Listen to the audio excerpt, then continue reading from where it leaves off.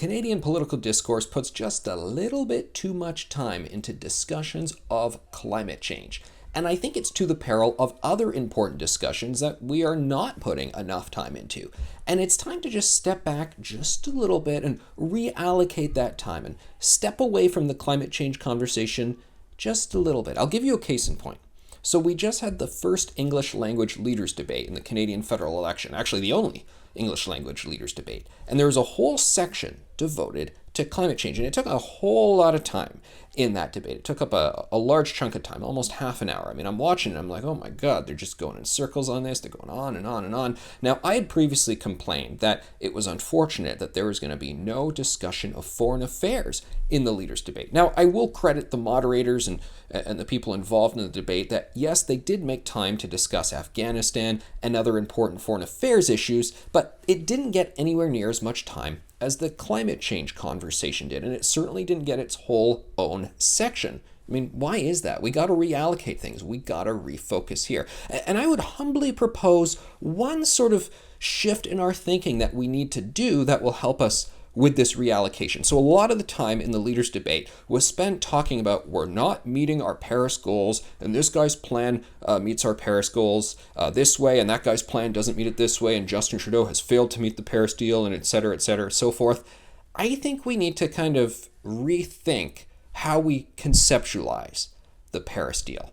I think people, even people who are major advocates of dealing with climate change and so forth, and think it's one of the top issues the country faces, they need to acknowledge that the Paris deal is an aspirational stretch goal. That it is not, in fact, this hard and fast target that we must set by this specific time, or we must punish ourselves and others and bring in more and more elaborate carbon taxes and so forth. And that's not what it should be, and it never should have been like that. A lot of people don't realize that Canada's actual targets are what they call nationally determined contributions. It's not even, we made it up ourselves, the contribution and the sort of target and the pledge that we make to the Paris deals. I'll give you a comparable example of what an aspirational target is. Every now and then I've seen various municipalities have a press conference where they say, we are coming up with this plan to end homelessness in 5 years or in 10 years or what have you. And who can complain about that? I mean, that's an admirable goal, and you should wish them well and all of that. And they're coming up with various programs and projects and so forth to get people off the streets and get them into homes and so forth.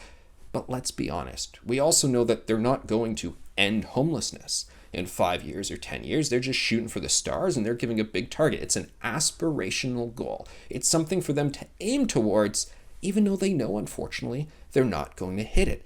And the Paris deal is kind of the same thing. I mean, when Jean Chrétien signed the Kyoto Accord, previous people who worked around him, they've admitted that they're like, yeah, we didn't actually think we'd hit these targets. That wasn't the point of it. You just sort of meet on the global cocktail circuit and at the UN events, and you all sort of say, yeah, we're going to go ahead with these goals and so forth. And you're just kind of saying it as a gesture, a sort of long-term vague objective, a bit of a feel-good project, because clearly people care about the issue and they would like to do good things for the environment and the climate and reduce emissions and so on and so forth.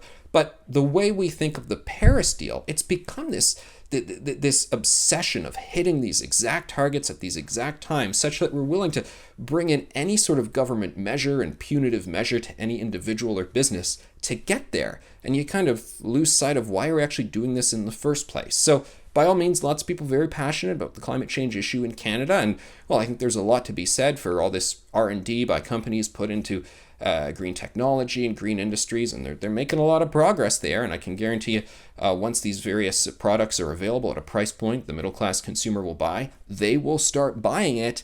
But this idea that we have to just obsess over the Paris targets like they did at the leaders debate, I mean, come on guys, let's just reassess, reallocate, reconceptualize how we talk about this issue.